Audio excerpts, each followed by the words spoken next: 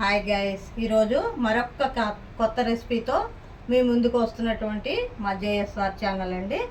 ఉడికించిన అన్నము నేనైతే ఒక 2 డబ్బాల రైస్ ఉడికించి పెట్టుకున్నాను. తర్వాత దీంట్లోకి వెల్లుల్లిపాయలు రౌండ్గా కట్ చేసి పెట్టుకున్నాను అనమాట అండి. 4 పెద్ద వెల్లుల్లిపాయలు అవి. తర్వాత టమోటాలు చిన్న చిన్న ముక్కల కింద ఒక 1/2 కిలో టమాటాలు తీసుకున్నాను. ఒక 5-6 పచ్చిమిర్చి నిలువుగా కట్ చేసుకున్నాను. కరివేపాకు, తర్వాత జీడిపప్పు అనమాట అండి. ఒక చిన్న గిన్నెడు జీడిపప్పు తీసుకున్నాను. నెయ్యి కావాల్సినంత వేసుకోవచ్చు అని పెట్టుకున్నాను నేను ఇక్కడ. ఇందులోకి శనగపప్పు, మినప్పప్పు, జీలకర్ర, ఆవాలు, పసుపు, ఉప్పు, నూనె అనమాట అండి. ఈ నూనె నెయ్యి ఒక బాండీ పెట్టి బాండీలో వేయించి వేడి చేశాక, బాండీలో వేడెక్కాక ఈ ఐటమ్స్ వేసి మళ్ళీ ఆ రెసిపీ తయారు చేసి చూపిస్తాను గైస్. ఇందులో బాండీలో నూనె వేయడం జరిగింది. మా ఇంట్లో ఇండక్స్ స్టవ్ వాడుతున్నాను అనమాట అండి, గ్యాస్ అయిపోవడం కారణంగా.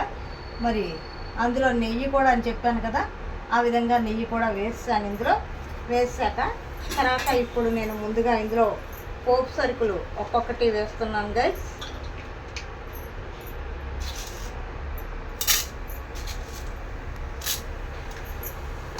పోపు మాడిపోయింది. బాండీ పెట్టి బాండీలో నేను చూపించినటువంటి అన్నీ వేసి వేయించడం జరుగుతోంది.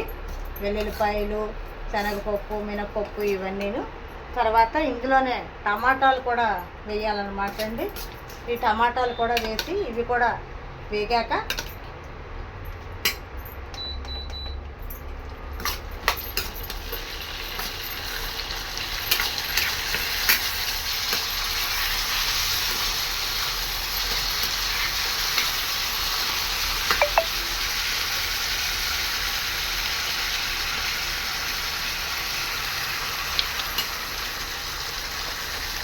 చూసారా గైస్, ఇవి బాగా వేగాలన్నమాట అండి.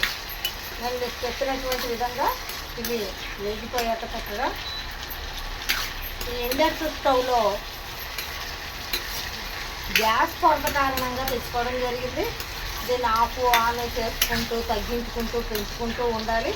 ఇది కంట్రోల్ ఉంది చూసారా. ఎక్కడ మనకి స్పీడ్ ఎక్కువ కావాలంటే స్పీడు, లేదంటే మైనస్ తక్కువలో పెట్టుకోవచ్చు. డిఎఫ్ అంటే డీప్ ఫ్రై అనమాట అండి. ఇప్పుడు ఇది పోపు వేయించాలంటే డిఎఫ్లోనే ఉండాలి. అందుకని నేను ఈ విధంగా పెట్టుకున్నా గైస్. అండి, ఇందాక చెప్తాను కదా నేను మీకు పోపు వేయిస్తున్నానని. ఈ విధంగా వెల్లుల్లిపాయ ముక్కలు, జీడిపప్పు ముక్కలు ఇవన్నీ వేయించేసాను. వేయించేసాక అన్నం ఉడికించి ఉంచుకున్నాను అన్నారు కదండి.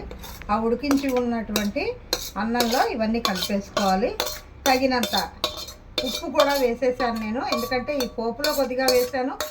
తర్వాత ఈ అన్నం ఉంది కదండి, ఈ అన్నంలో కూడా వేసేయడం జరిగిందనమాట అండి. పసుపు, ఒక్క చిటికెడు పసుపు వేసుకుంటే చాలు. ఇందులో కొబ్బరి కావాలి అనుకుంటే పచ్చి కొబ్బరి కొద్దిగా గ్రైండ్ చేసి వేసుకోవచ్చండి. మేమైతే వేయటం లేదు అదనమాట అండి. చూసారా, వెల్లుల్లి టమాటా రైస్ రెడీ ఫ్రెండ్స్.